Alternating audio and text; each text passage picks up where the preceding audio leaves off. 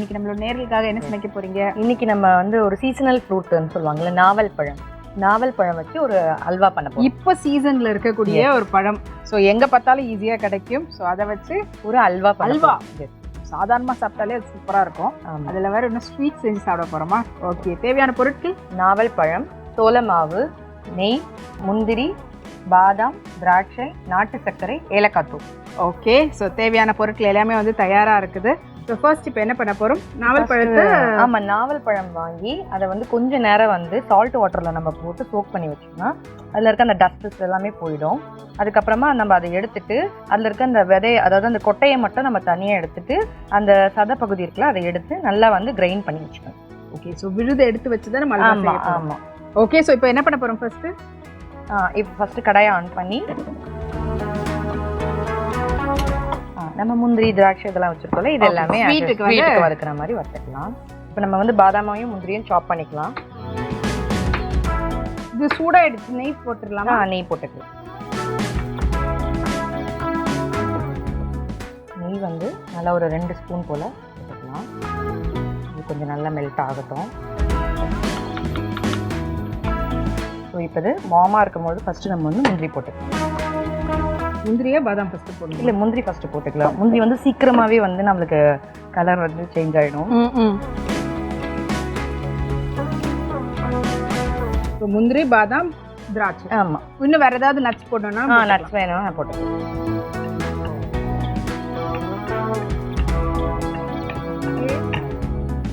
ஒரு முந்திரி விட்டுட்டேன் போல இருக்கு.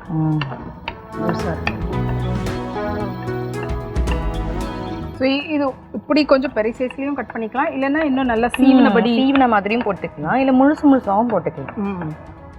முழுசாக போடுறதா இருந்தால் நிறைய போடணும். ஆமாம், கொஞ்சம் ரொம்ப நிறைய அதிகமாக போடணும். இப்படி போடும்போது கொஞ்சம் கம்மியான குவான்டிட்டி போட்டுக்கலாம்.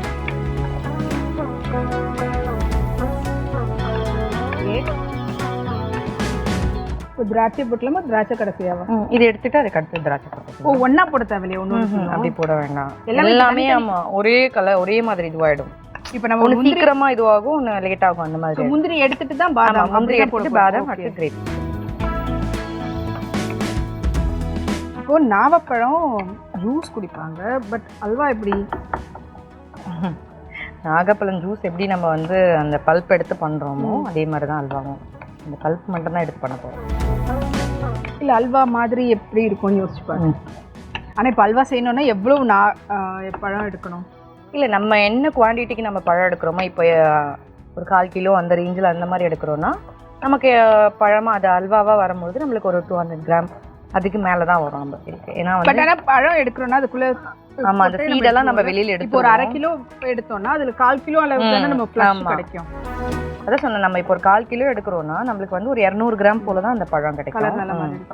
இப்போ வந்து எடுக்கும்போது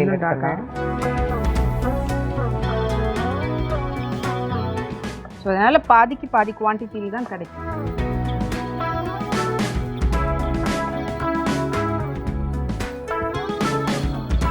இப்போ முந்திரி வந்து வறுத்தெடுத்தாச்சு. அடுத்து பாதாம். ஸோ மொத்தமாக ஒன்றா போட்டு எடுக்காமல் தனித்தனியாக ஒன்றா போட்டு எடுத்துக்கலாம். இல்லைங்க எனக்கு அப்படிலாம் இல்லை அப்படின்ற போது டைம் இல்லைன்றவங்க வந்து எல்லாத்தையுமே ஒன்றா போட்டுக்கலாம். பட் அது கொஞ்சம் கேர்ஃபுல்லாக பார்த்துக்கணும். ஏன்னா ஒரு சில பொருட்கள் சீக்கிரமாக வந்து இதுவாகிடும், ஒரு சிலது கொஞ்சம் டைம் எடுக்கும். அதுக்காக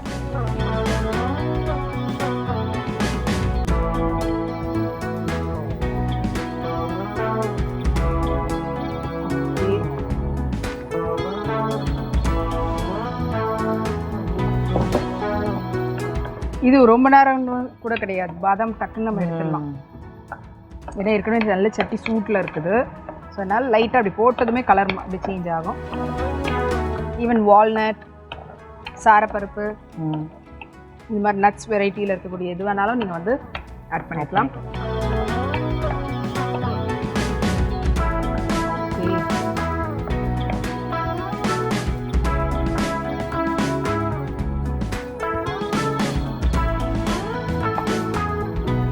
அண்ட் இதுக்கு வந்து நம்ம தனியாக சக்கரை பதம் அந்த மாதிரி ஏதாவது? இல்லை, சக்கரை பதம்லாம் இல்லை, நம்ம நாட்டு சக்கரை தான் போடுறோம் இது.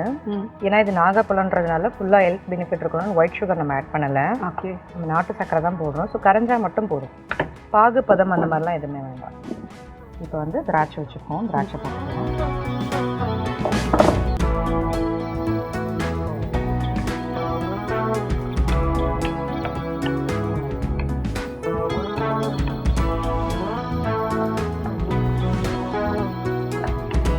பொங்க ஆரம்பிச்சிருச்சு. எடுத்துக்கலாமா?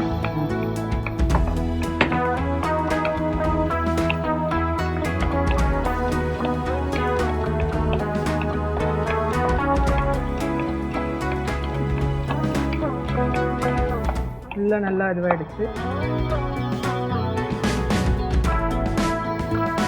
ஓகே, இப்போது மேலே கார்னிஷ் பண்ணுறதுக்கு ஆடட் ஃப்ளேவர் கொடுக்கறதுக்கான நட்ஸ் எல்லாத்தையும் நம்ம வந்து நெய்யில் நல்லா வறுத்து எடுத்தாச்சு. இப்போது மெயினான அந்த அல்வாக்கானது ஸ்டார்ட் பண்ண போகிறோம். ஸோ அதுக்கு என்ன பண்ணணும்? ஃபஸ்ட்டு நான் சொன்ன மாதிரி வந்து நாவல் பழத்தை சீடு எடுத்துட்டு நம்ம வந்து நல்லா வந்து அரைச்சி வச்சுருக்கோம். நல்லா விழுதாக்கி வச்சுருக்கோம். அதை வந்து அப்படியே டேரெக்டாக இதில் ஆட் பண்ணுவோம்.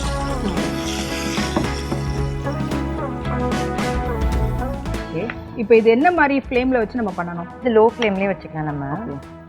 ஏன்னா நம்ம சட்டியில் பண்ணுறோம், அதனால லோ ஃப்ளேமில் வச்சுக்கணும். இப்போ வேறு பாத்திரமா இருந்ததுன்னா இல்லை, இப்போ நம்ம நான்ஸ்டிக்கில் அந்த மாதிரி பண்ணுறோன்னா அது சீக்கிரத்தில் ஒட்டாது, அடிப்பிடிக்காது. பட் ஆனால் இது வந்து நம்ம சட்டின்றதுனால அடிப்பிடிக்கும். அதனால இல்லை, அதான் எந்த பாத்திரமா இருந்தாலும் ஒரு மீடியம் ஃப்ளேம் மாதிரி லோ ஃப்ளேமில் வச்சு தான். இப்போ அல்வானாலே வந்து அது நிறைய டைம் எடுக்கக்கூடிய ஒரு விஷயம்.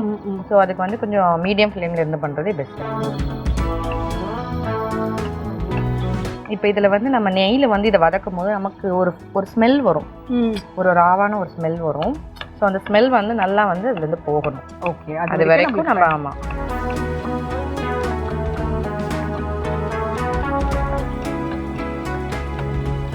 ஓகே, இந்த ராவாக நம்ம சாப்பிடும்போது இருக்கக்கூடிய அந்த நாவப்பழத்தினுடைய இந்த ஃப்ளேவர் ஸ்மெல்லும் வந்து நீங்கள் நெய்யில் போடும்போது போட்ட உடனே கொஞ்சம் நேரத்தில் ஒரு ஸ்மெல் வரும். அண்ட் அதுக்கப்புறமா அது என்னுடைய ஃப்ளேவர் எல்லாம் மாறும்போது மறுபடியும் அந்த குக் ஆகிடுச்சு அப்படின்னு தெரிஞ்சுக்கலாம்.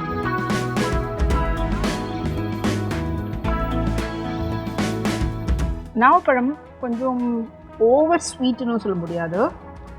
இல்லை, சரி, ஒரு சிறு துவர்ப்புன்னு சொல்லுவாங்க நாவல் பழத்தில். அந்த துவர்ப்பு இருக்கிறதுனால தான் அது வந்து சுகர் பேஷண்ட்டுக்கு வந்து ரொம்ப நல்லதுன்னு சொல்லுவாங்க.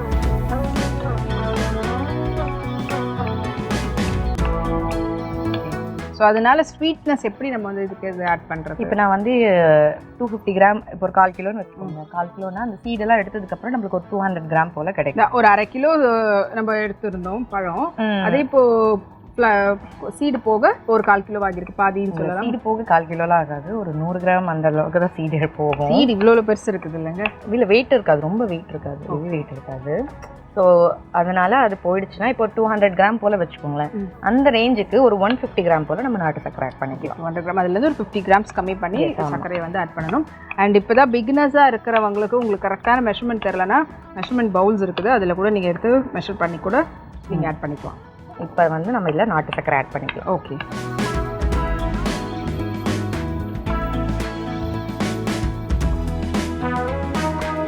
இப்போ நம்ம எடுக்கிறது வந்து 300 கிராம்ஸ்க்கு ஆமாம் பண்ணுறதுக்கு ஏற்ற அளவுக்கு எடுத்துருக்கோம்.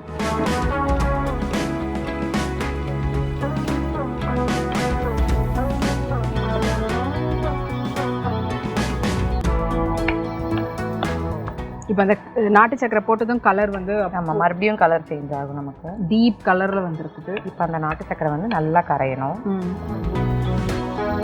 இப்போ நம்ம போட்ட ஸ்வீட்னஸ் கரெக்டாக இருக்குதுன்றது எந்த ஸ்டேஜில்? நம்ம இந்த ஸ்டேஜில் இந்த நாட்டு சக்கரை நல்லா கரைஞ்சதுக்கப்புறமா ஸ்வீட்னஸை வந்து டேஸ்ட் பண்ணி பார்த்துக்கலாம். பார்த்தீங்கன்னா நல்லா ஒரு டார்க் பர்பிள் கலரில் வந்து அல்வா கிடைக்கும். இப்போ இது ஓவராலாக செய்கிறதுக்கு எவ்வளோ நேரம் ஆகும்? இது கண்டிப்பாக ஒரு 20 மினிட்ஸ் போல் ஆகும். அவ்வளோ சீக்கிரத்தை செய்யலாம் அல்வா? ஏன்னா அல்வானா ஏன்னா நம்ம இதில் தண்ணியெல்லாம் எதுவுமே ஆட் பண்ண போகிறது கிடையாது, லிக்யூடான எந்த விஷயமும் இதில் ஆட் பண்ணாதனால இதில் இருக்கிற தண்ணி தான் சீக்கிரமாக அப்சர்வ் ஆகிக்கும். ஓகே,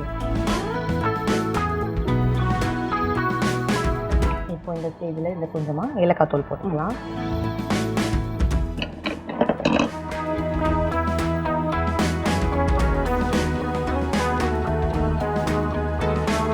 இதில் 2 ஸ்பூன் போல் போட்டுக்கலாம். இப்போ எனக்கு வந்து நாகப்பழம் சாப்பிட்டா, அதாவது நாவல் பழம் சாப்பிட்டா கோல்டு பிடிக்கும் அந்த மாதிரி ஒரு சிலர் இருப்பாங்க, த்ரோட் இன்ஃபெக்ஷன் ஆகும், அந்த மாதிரி இருக்கிறவங்க கொஞ்சமாக சுக்கு பொடி ஆட் பண்ணிக்கலாம். ஓகே, வேணும்னா. தேவைப்பட்டா கொஞ்சமா ஆட் பண்ணிக்கலாம். ஸோ உங்களுக்கு அந்த கோல்டு இதுவாகுது. ஏன்னா ஒரு சில பேர்லாம் வந்து சாப்பிட்டேன்னா சம்டைம்ஸ் எனக்கு கூட அந்த த்ரோட் வந்து த்ரோட் இதுவாகும் அப்படின்றது இருக்கும். ஸோ அப்படின்றவங்க சுக்கு பொடி இந்த ஏலக்காய் பொடியோட சேர்க்கும்போது கொஞ்சமா சுக்கு பொடி போட்டு ஆட் பண்ணிக்கலாம். கொஞ்சமா போடணும், நிறைய வேண்டாம். நல்லா இன்னும் டீப் கலர் ஆகிட்டே இருக்கு. நாவப்பழம் அவ்வளோ அதிகமான ஒரு பெனிஃபிட் கொண்டது, எஸ்பெஷலி லேடிஸ்க்கு ரொம்ப ரொம்ப நல்லது. And in general diabetes patient எல்லாருக்குமே ரொம்ப நல்லது. ஸோ டயபெட்டிஸ் கண்ட்ரோல் வைக்கணும் அப்படின்னும்போது நீங்கள் நாவப்பழத்தை வந்து டெய்லியும் கூட சாப்பிட்லாம். ஸோ டெய்லியும் ஒரு 100 கிராம்ஸ் அளவுக்கு எடுத்துக்கலாம். ஏன்னா அட் டைம் அதுக்கு 1/2 கிலோ அப்படிலாம் வாங்கி வச்சு சாப்பிட்டுட்டு எனக்கு சுகர் போயிடுச்சு அப்படிலாம் நினைக்க வேண்டாம். ஏன்னா அது பட்டுன்னு உங்களுடைய சுகர் லெவலை கட் ஆஃப் பண்ணி லோ பிபி லோ சுகருக்கு கொண்டு போயிடும் லெவல் தான். அதனால ஒரு நாளைக்கு ஒரு 100 கிராம்ஸ் அப்படின்ற மாதிரி ஒரு 5லேருந்து 10 பழம் அந்த கணக்கில் நீங்கள் வந்துட்டு டெய்லி சாப்பிட்றது நல்லது தான். வெறுமனே சாப்பிட்றது நல்லது. நிறைய பேர் வந்து பார்த்தீங்கன்னா இந்த உப்பு மிளகாய் அது கொஞ்சம் உவர்ப்பாக அதிகமாக இருக்கிறதுனால அது சால்ட்டை வச்சு சாப்பிடும்போது அந்த உவர்ப்பு கொஞ்சம் பேலன்ஸ் ஆகும். ஆனால் அதனுடைய ஆக்சுவல் ஒரிஜினல் ஃப்ளேவரோடு சாப்பிடும்போது தான் டயபெட்டிஸ் வந்து உங்களுக்கு பிளட் சுகர் வந்து உங்களுக்கு கண்ட்ரோல் ஆகும். நீங்கள் இந்த மாதிரி உப்பு வச்சு சாப்பிடும்போது உங்களுக்கு அது உப்பு அதிகமானா என்ன ஆகும், மறுபடியும் அதே லெவல் தான் உங்களுக்கு. இன்னொன்று சுகரை விட வந்து ரொம்ப அதிகமான ஒரு பிரச்சனை எல்லாருக்கும் இருக்குன்னா அது வந்து இல்லை சால்ட் இல்லை, சுகரை விட அதிகமாக நிறைய பேருக்கு இருக்கிறது வந்து இந்த வாய்ப்புண், குடல் புண் அதெல்லாம் சொல்லுவாங்க. அதாவது அல்சர் ப்ராப்ளம் நிறைய இருக்குன்னு சொல்லுவாங்க. மவுத் அல்சர், ஸ்டொமக் அல்சர், ஏதாச்சும் சாப்பிட்டாலே வந்து எரிச்சலாக இருக்கு, டைஜஷன் ஆகாத மாதிரி ஒரு ஃபீல் இருக்கவங்க அப்படின்றவங்க வந்து இதை வந்து ரெகுலராக எடுத்துக்கிறது நல்லது. இது வந்து நல்லா வந்து அதை ஆத்தும் அப்படின்னு சொல்லுவாங்க. புண்ணு ஆத்துறது மட்டும் இல்லாமல் இதில் ஃபைபர் கண்டென்ட் அதிகமாக இருக்குது. ஸோ நீங்கள் கான்ஸ்டிபேஷன் ப்ராப்ளம், இந்த மாதிரி மலச்சிக்கல் அதெல்லாம் வந்து பார்த்திங்கன்னா நாவப்பழம் சாப்பிடும்போது உங்களுக்கு இந்த கான்ஸ்டிபேஷன் ப்ராப்ளம்லாம் போகும்.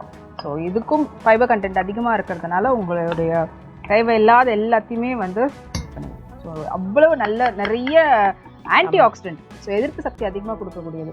ஆனால் சும்மாவே நம்மளுக்கு வந்து ரோட்டு சைடில் கிடைக்கக்கூடிய பழத்தை வந்து இவ்வளோ பெனிஃபிட் இருக்குன்னு சொன்னால் நம்பி வாங்கி சாப்பிட மாட்டாங்க. இப்போ நான் என்ன பண்ண போகிறேன்னா சோள மாவு வச்சுருக்கேன், அது ஒரு ஸ்பூன் போல் எடுத்துக்கிறேன். ஓகே, இதில் கொஞ்சமாக தண்ணி ஆட் பண்ணிக்கலாம். கொஞ்சமாக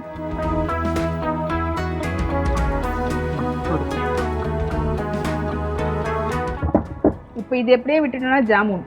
ஆமாம், jam jam jam jam fruit ஜாம்ஸ்லாம் வீட்லேயே செய்கிறதுக்கு இல்லை, நம்ம எபிசோட்லேயே நம்ம தக்காளி ஜாம்லாம் சொல்லுவோம்.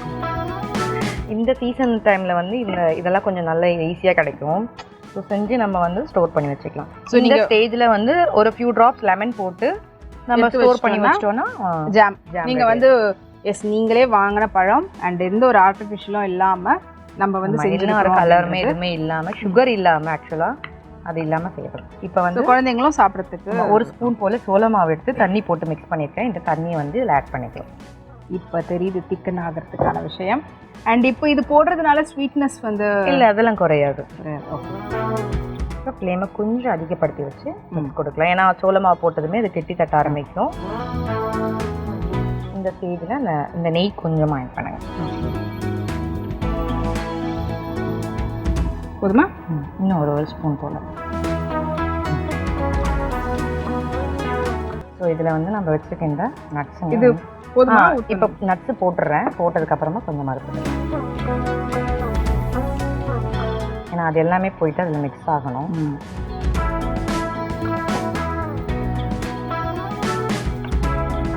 இப்போது கொஞ்சமாக நெய் ஆட் பண்ணிக்கலாம்.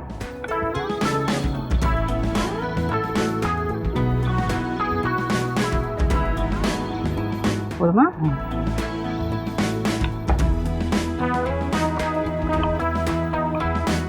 இது இன்னும் திக்கன் ஆகணும்ல? இல்லை, போதும், இந்த அளவுக்கு இருந்தாலே போதும். ஏன்னா இது சட்டின்றதுனால நம்ம அப்படியே விட்டனாலே இது வந்து ஹீட் ஆக கொஞ்சம் திக்காக. இப்போ இது ஃபைனல் ஸ்டேஜ், இது ஓகே அப்படின்றது எப்படி கண்டுபிடிக்கிறது? அதான் நான் சொல்லியிருக்கேன், நான் எப்பவுமே சொல்கிறது, அல்வா பண்ணும்போது நடுவில் இந்த சென்டர் பார்ட் எடுக்கும் போது அது வந்து நம்மளுக்கு வழிவிடணும். ஆமாம், தண்ணியாக இருந்ததுன்னா அந்த மாதிரி நம்மளுக்கு வராது.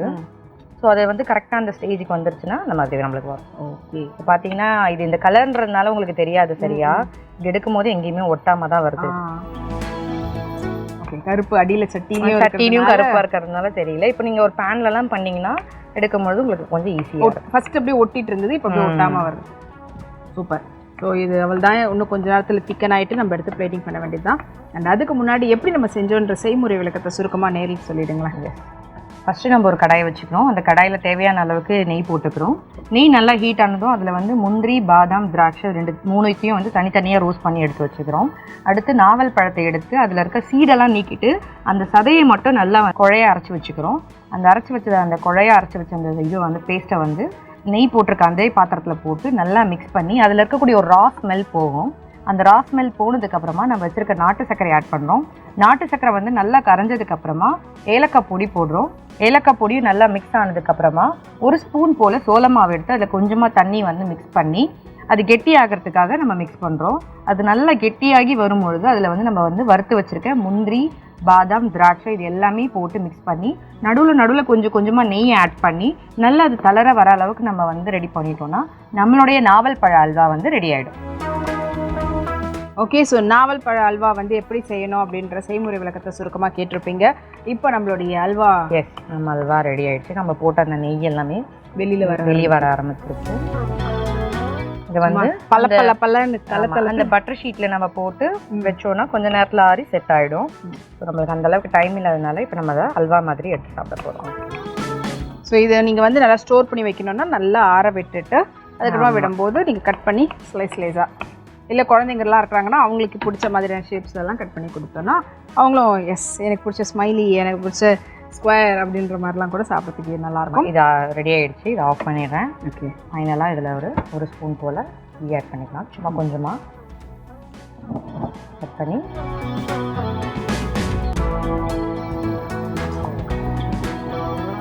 ஏன்னா இது சட்டி, ஸோ வந்து நான் ஆஃப் பண்ணாலும் பாருங்கள் உள்ளே எனக்கு உட்காரது எல்லாமே அதுக்காக தான். எடுக்க வருமா இல்லை கவுத்துடலாமா? எடுத்துடலாம். சூப்பர்.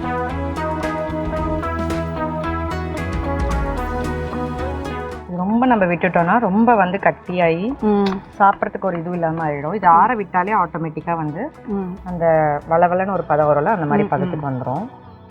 என்னடா இது லிக்யூட் மாதிரி இருக்கே அப்படின்னு யோசிக்க வேண்டாம். இது ஆற மறுபடியும் திக்காக ஆகும். நம்ம இங்கேயே வந்து ஃபுல்லாகவே வந்து இருக்கிற மாதிரி பண்ணிட்டோம்னா ரொம்ப இறுகிடுச்சுனாலும் சாப்பிட்றது கொஞ்சம் ஹார்டாகிடும்.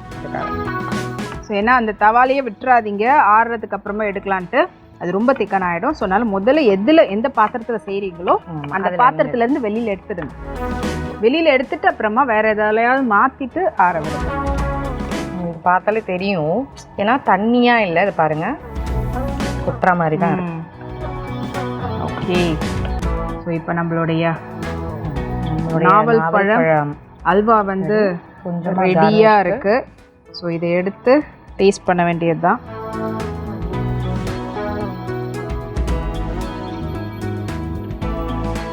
ஓகே, நாவல் பழம் அல்வா வந்து பார்க்குறதுக்கே செம யம்மியாக இருக்குது.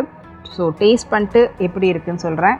ஆனால் ஸ்வீட் எப்பவுமே சூடாக நம்ம வாயில் வச்சோன்னா ரொம்ப சூப்பர். ஏன்னா சர்க்கரை இதெல்லாம் வந்து அதை வச்சு தான் பில்டிங்கே நான் கட்டியிருக்கிறேன் அந்த காலத்தில். வெல்லம் அது சொல்கிறேன். இப்போ இது வந்து நாட்டு சக்கரை பாதி வெள்ளை கணக்கு தானே. ஸோ அதனால் வாய் கிணத்துல நீங்கள் ஏதாவது அந்த மாதிரி செஞ்சுட்டு கையிலையோ கால்லையோ தெரியாமல் ஊற்றிக்கிச்சுன்னா கூட ஸ்கின்னே அப்படியே வந்துடும். ஸோ அதனால் அதெல்லாம் கேர்ஃபுல்லாக இருங்க.